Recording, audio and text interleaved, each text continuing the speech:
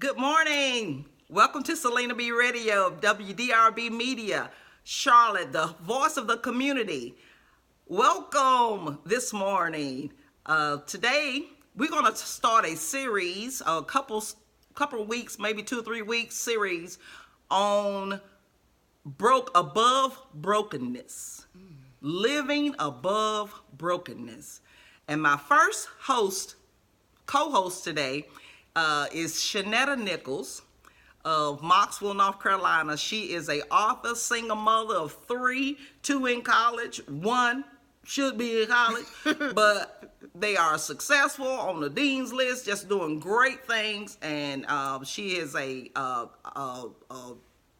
key person to talk to if you want to know about brokenness, single mother, marriage, not marriage, whatever you have. So I want to introduce today Miss Shanetta Nichols. Hi everyone. I just love that topic though, above brokenness. Above brokenness. I know. You might need to give me some tissue in a minute though, because oh girl, whatever happens, we got some right here. We got some right here. But thank God for you being here. You've always held a special place in my heart.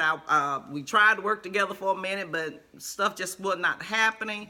But when I found the opportunity that I can get her, I found her, and I said, well, this is what we're going to do. Timing is most definitely something that sometimes we can't force it. I know. We just can't force it. I know. So I had to wait my turn till God released me to do the thing that I need to do and what I love to do, and that is talk. So welcome. Thank you, honey. Thank you. Goodness, she has a beautiful daughters here with me, and we may be able to talk to them, see what they have to say, and hear it a little bit. But first of all, tell me something. What prompted you to start writing books? You know, I really don't know because I really didn't like English. I did not like English at all. But I knew that I was holding on to some things, and I did not find, I have an outlet to get it out. Right. My first book came out of me coming out of a domestic violence relationship. And the moment that I was laying on the ground, thinking I was about to die, was the moment I said I got to figure out a way to get out. And when I get up, I can't get back down again because my kids are just my everything, and I felt like if I keep going through this, and my kids is going to repeat. So this was my first book. This was the first storm, Evictions of Pain. And this was when the only choice I had was to move from it. I had been broken. And I had been broken for years. Explain broken for years. From childhood. From childhood rejection. And my father, you know, he did some time for murder. And I had seen a lot, too much in my life, that it shattered my foundation of who I was. Matter of fact, I don't even think I knew who I was. I was just living by the voices that was repeatedly told to me, you know. I want to go deep inside of that of, you know, at 5, I was molested by a family member, and that was another foundation of life. And, you know, you're dealing with broken parents, and you're dealing with anger, and you're dealing with angry siblings and stuff like that. You know, the doctor tells you, you know, the first 5 years of your life, if you don't get emotionally loved with hugs and kisses and encouragement, it could sustain your life as an adult. That's right. And so when I found myself laying on that ground was the moment I said, when I get back up, I ain't gonna ever be here again. Wow. That's powerful. And I had to find an outlet. And so I felt like if it was me, it was more of me. It was more of me somewhere else. That, you know, you always gotta have a test before you have pneumonia. Right. And so I was like, I got to put it down. I have to eject it. Like when you have a stomach ache, you want to throw up. You throw up. Right. You got a headache, you want to take some medicine, you need to feel better. This made me feel better. Okay. So you wrote to pretty much put your thoughts on paper, but also to help somebody else that will read your thoughts that you put. And the first part of this was releasing. And how many times did I start over again? And how many times did I put the pen to the paper and nothing came out. Mm. And because I was scared of the truth. Right. And the truth is something that you most definitely have to face before you can get anywhere else. You got to face the truth. That's it. The And truth the will truth- set you free. It really well, will. the truth will make you free. It really will. And it also, while it's making you free, it will set you free. It will set Let me you say free in that. the process. And a lot of people are scared of the truth. And I was scared because there was a lot of times when people from the outside world would tell me, you know, you really, really need to figure out what's going on with you. And ain't nothing wrong with me. I'm fine. I'm okay. And I kept telling myself I was okay until I believed in the pretending, in the faultiness of my struggle. I had kept hearing it so much. I kept saying to myself, I'm okay, that I started to believe it. Right. Right. Because I was scared of it. Mm-hmm. That's like the mirror. I was scared of the mirror. I hated the mirror. I would walk past the mirror like, because those voices kept speaking to me. We're not talking about mental illness. We're talking about deep-rooted aggression, pain, hurt, bitterness, Everything. sorrow, everything. Those were the voices speaking to her. So Yes. we're not talking about mental illness. That's a whole no, other segment. No, we're talking about, you know, the things that Yes. I've heard over my life that I believed Right. into. Right. And the voices was only me repeating what I was being told because I didn't have an insight of who I was. You know, I didn't have no like insight. that. I didn't have no insight of who I was. I just spoke from what I've been told. Mm-hmm. That's the problem. That's the problem. And because I believed in it, because I kept hearing it, the other good voices was just bouncing off and ricocheting off. And I could never get to that part because I kept believing in what I heard Can't believe in what and you what I want. saw. Truth. What I saw. I can relate. If I see darkness and I'm hearing darkness, then I have nothing else but darkness. And no light can come into that darkness until you open up. And then that's what I say. I begin to write. And once I got past the threshold of fear, it started presenting itself. Start pouring out. Started pouring out. Fear will have Ooh. you in a corner in a closet with your thumb in your mouth. Yes. And not Yes. wanting to come Not out. But wanting to once come you, out. like you said, once you overcome that fear, people, once you overcome fear, fear is of the devil. It is. God has come to renew us that we will not walk in fear. No, and we're not supposed to fear. God does not even want us to be afraid. You know, I read Psalms 23 often enough. It's like one of my things that I do in the morning is I read Psalms 23. Amen. And that's one of my things that I just kind of like, being not afraid. You know, Yeah. Yeah. He's with you. He's with you. And I did not know God for a while, you know, because I kept hearing the things of who I was and that, well, why would God like me? If I'm all these misfit people, why would God like me? Girl. You know, why would God like anything about me? But you know that every person in the Bible had a problem before they became a part of God. What? We had one that murdered Christians. Paul murdered Christians. At the time he was Saul, he murdered Christians. But God used him. He used him mightily to And be. what a great manifestation in that, because, you know, he loves broken people so that he can see the power that he has within getting them changed. You know, my brother told me about a week ago, he said, Shanetta, your kids are having to see you from a broken parent to a healing parent. That has got to be such a blessing. And I had never stopped to think about that. I've been just treading and treading and treading, and I didn't ever take the moment and say, oh, you're exactly right. Right.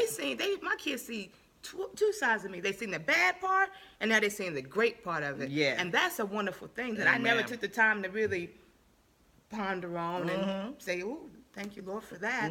Because I've been pushing, and Lord knows, bless my kids. Yeah, but you know what? We put our kids through a whole lot. There's a lot of people say their kids put them through a whole lot, but sometimes as parents, we put our children through a lot. I know I done put mine through. I'm sorry, y'all. I'm sorry.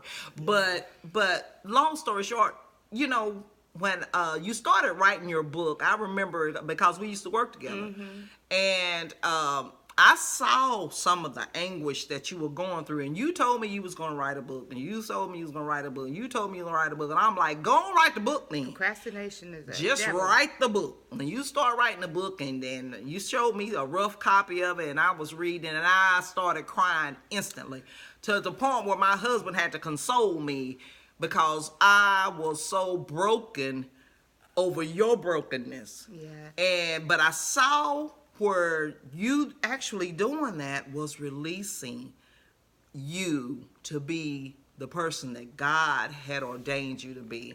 Now tell me something. What, not only did you write one book, but then you turn around and you spun off of that book and wrote another book. So I wrote the second book, and the second book is entitled 22 Days.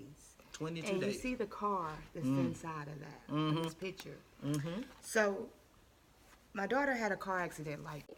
I don't know why they want me to do it. All right. Okay, so we're back, and we want to talk about your second book. So my second book was 22 Days. And the car that's on the book is my daughter's car. She was in her senior year and getting ready to graduate, and I was sitting in my house, and all these ambulances started coming by. I did not know that my child was down the street, smashed into her car. And when I got there, her horn was blowing, and she was laid against the window, and something was coming out of her mouth, and I thought she was literally dead. And at that point, I was just so angry with God. I'm just not even gonna lie. Like, God, why me? Like, why me? Like, why me? Didn't realize the fact that, I found out she was in a coma. She was in a coma for 12 days, and she was in the hospital for 22. Woke up, no memory, couldn't walk. Track star, woke up, couldn't walk. That was the most horriblest time in my life. To not to be able to save your daughter, to look at her in this bed, and she's going through all these different emotions, and her eyes is closed, and her arm is not having no coordination, and Yeah. But there's always a blessing in the storm. If you get there. Yeah, if you ever get there. Don't fight your storms. Right. Because your storms has a lesson in it that you have to. This was the second part of the first book, because I had skimmed off the top of my life, but I hadn't dug all the way down to get the rest of it. So, not to realize the fact of how broken I had broke my kids. This was the second part of my life, is getting my kids back up from where I had pushed them and knocked them down. And this was like the span, when I took her home, it was the span of, the doctor said she has 4.5 months to live, or make it, or get back. After the 4.5 months, the brain ain't gonna do nothing. So they didn't give me a book to read, nothing. How do I get this child from a coma state back to normal? No physical therapy? No. How do you get your child back from a coma state back up to normal? And this is where this book comes from. 22 days. 22 days. Because it was either me sitting down and getting my child back up, or spend the rest of my life taking care of her. Ooh. And that was do I run from it? Because we know we can run from a lot of things, because we don't know how. It's difficult. We're scared of it. We're going to fail at it. We ain't got no book to read. Nobody can tell us. But I said to myself, I'm not taking care of her for the rest of my life. So I'm going to sit my behind down, and I'm going to help her get back up. Wow. Wow. And that's where this book came from. 22 days. 22 days. Evictions of Pain. So welcome back to Selena B Radio with my co-host, Shanetta Nichols of Mocksville. She's an author, and just been really absorbing everything she's been talking about. Our topic is living above brokenness. And she has written 2 books, and they are phenomenal. And her life, how to see her life changing around her from the brokenness and moving into freedom and liberty and life and having life more abundantly, which was what God told us to do. It was his desire that we have life more abundantly. Right. And as we recap some of the things we talked about last week, just want to share a few more things about what happened when you got your daughter home and you started the process? Did you have any support from family or anybody? Absolutely not. No one had been through what I was going through. It was no one, people will tell you to pray, but you got to have action with prayer. So I seen my daughter going downhill, and she was being angry. Oh my God, she was so angry. And I just was like throwing up the towel. But something just told me, it was like, something ain't right. This is not coma. This is anger. Because I had seen me and her. And when I looked at her and seen that she was angry, I had to look at my other kids and seen that they was secluded and reserved and shut up. And that's when I realized that what I had been parenting, nobody wants to say I'm a bad parent. I was a bad parent. And not necessarily knowing, but I was. That my scars became their scars, and I had literally just, I was running outside and doing a lot of things, trying to keep up with unhealthy relationships, friends, and left them to reap what I had left. You can't be a good parent if you're angry. You can't be a good parent if you are struggling. You can't be a good parent if you're struggling with self-esteem, struggling with belonging. You have nothing left for your kids. Right. And I scarred them. I literally scarred them. So when she started exuding the anger, and how did you respond to that? How did you bounce back? First, I had to apologize. Over and over and over again. Apologizing to your children. That's something us grown folks don't like to do. Hard. And then when I was apologizing, I had to walk in my apology. Oh yeah, we can say we sorry all day, but we gotta walk that. And they're not gonna believe the sorry. They're gonna believe the walk. And it took me a long time to gain their respect back. It was hard just to hear you did this and you did this and you wasn't there, and and when I was needing you, you wasn't hearing me because I couldn't hear. I was living an imperfect life, trying to be perfect in imperfection. I wasn't hearing them. Right. And those other voices you were talking about were... Yeah, and so I was trying to keep them in line with my crooked line. And I was trying to, you do this and you do that, and demanding that I just silence them out. And I tell you, that is one of the worstest things to hear your child say to you, you hurt me. Wow. And you hurt me over and over again. And you walked away from me. And when I needed you, you didn't have time. And when I wanted you, you was on the phone. And when I needed you, you was always going with your friends or running after that man or... A hard pill to swallow. Hard pill to swallow. But it was the truth. And I had to take the truth. And I had to eat the truth. And I had to live in that truth because that was the truth. And that was the only way to set me free. And one key thing that I want to tell people is, you can run outside all day long trying to find your healing, and your healing be right there in your home. Because that's what healed me, was my kids. All right. That's powerful. Yeah. That's I was powerful. running outside all the way around the different things, and my healing was right there in my home. Right there in your home. Wow. That's amazing. Yes. Okay, so you started the process. Yes. And once she saw that you were fully 100% involved, then she evolved. She evolved. Wow. She got back up. She got back up. And then within that 6 months, she wasn't back to normal. But she got back to school. She got back to school. And we made it to, she stayed at home the first semester at A&T and did online classes. And by the next semester we moved her in on campus. And then after I got her on the right track, I worked on my son.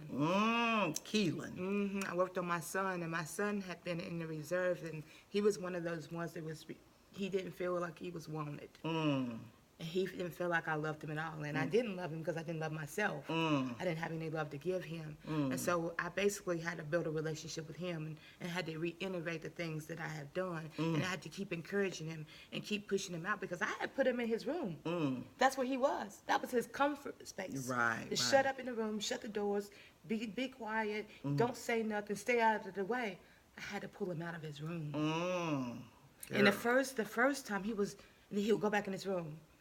And then a little bit longer, he'd stay out for 20 minutes, and he'd go back in his room.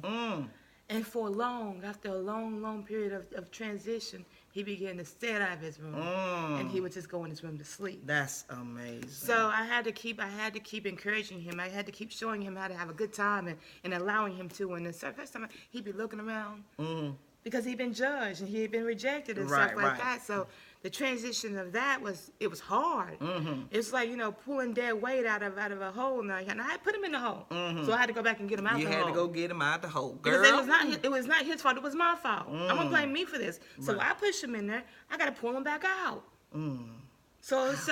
So I had to unsilence him. I had to tell him it's okay. I had to encourage him back out. I had to pull him. And how did you encourage him back out? I mean, what did you do to get him to over? My son was diagnosed with a mental challenge, an XYY chromosome, which means that he would have a learning capability. And so what I had done unthinkably was I used that as a crutch to protect him. And so that mental challenge stuck in his head, and it was like a light across him that every time he seen that he was disabled. He was just disciplined, and it was like, oof. And so I had to go back and say, it's just on paper. That's right. It's just on paper. If we don't shine a light on that, we can see something else. So I said, you know what? It's gonna be okay. You still got room to be better. If we don't keep talking about this, we can think about something else and we can grow. So what we did was we wrote down some things that we was good at. We put a piece of paper down like, hey, I'm good at this, I'm good at that. And we stopped refraining from what the bad and started looking at the good part. And the good part was, I must not be that bad at all. That's all right. And we did a lot of homework at home. We would, think about some things we wanted to do. We would role play some things, you know. My kids, I buy microphones for them so they can enjoy life and stuff like that. But the challenging part of it is rewriting the script. Rewriting the script. And you have to rewrite the script. Wow. And you know what the rewrite the script is? What? Taking a brand new piece of paper, getting your pen.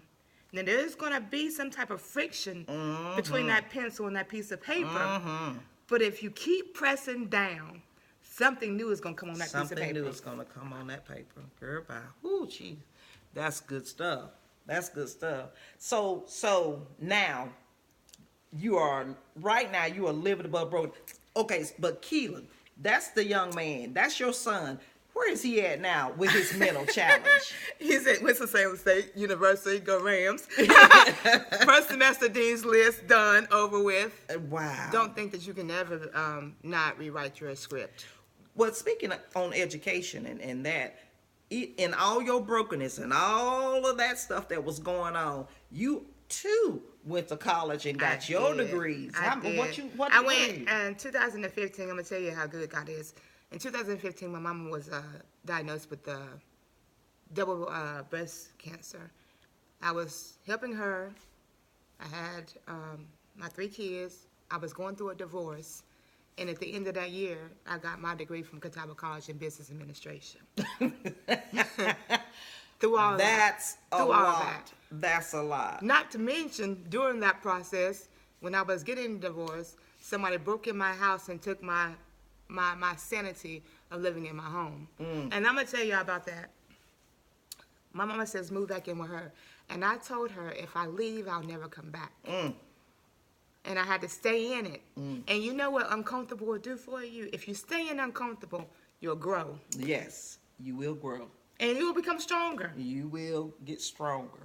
I want to do this real quick. I want your daughters to come in for a minute.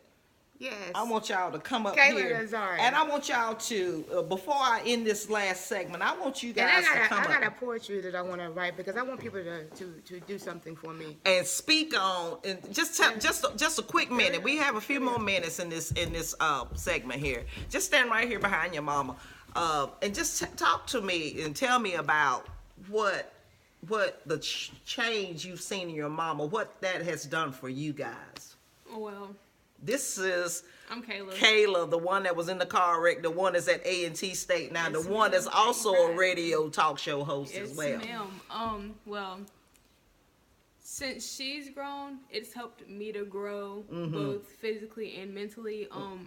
I try to help because I have broken friends too. So since I've been through it and I'm still going through trying to patch myself back up, I try to help my friends out if I Awesome. see they need help and try to help them build themselves back up. But this woman right here, we're super tight now. Like we were cool before, but since she got better and stuff like that, like we're super tight, and Awesome. I wouldn't change that for anything. I see it. All right. This is the baby girl. I'm sorry. So, like, since she's been, like, since she's been better, it's helped the whole household be, like, happier, more freer, so now we can all bond better, and it's just, like, it's better than it was, because before, like, since she affects everybody's mood, just because she has a very good effect on people, if y'all do not know. Her mood affects a lot of stuff. Yes. Yeah. So, like, for me, I can now, like, be freer and work more myself since she's pushing me.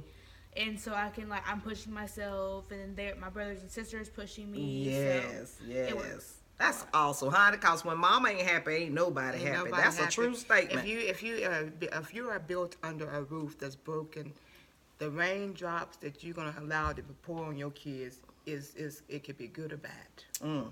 Ooh, it could be bad. a drizzle, or Yeah. it could be a tornado. It could be, and I had a tornado over my Ooh, roof. girl, bye. Lord have mercy. And I Now had to you fix it. also had something else you wanted to share. Okay, so I've been working. And then on you're gonna tell something. me where we can get these. Oh yeah. Your books. So I've been working on poetry. Poetry seems to be something that I'm starting to love to write. So I'm gonna write. I want you to listen to this. It's called 365 Days on Repeat. 365 days I spent on repeat. How was I gifted to become something so great, but missed the opportunities for greatness? Who kept hitting the repeat buttons in my life, keeping it continuously flipping, but never changing outcomes? It was me. Dedicated to my negative mentality, never healing from my past, kept my visions very small so that I couldn't see a bigger and better me. Days changed, months followed, years multiplied, but investing in my good for myself was never applied. If I could add up the days that I wasted, I would be amazed at the negatives. I prayed for better, but how could I ever expect greater if my actions only was on repeat? And I repeated yesterday and continued to accept it lesser. Woohoo! Now she's a poet. She's an author and a poet.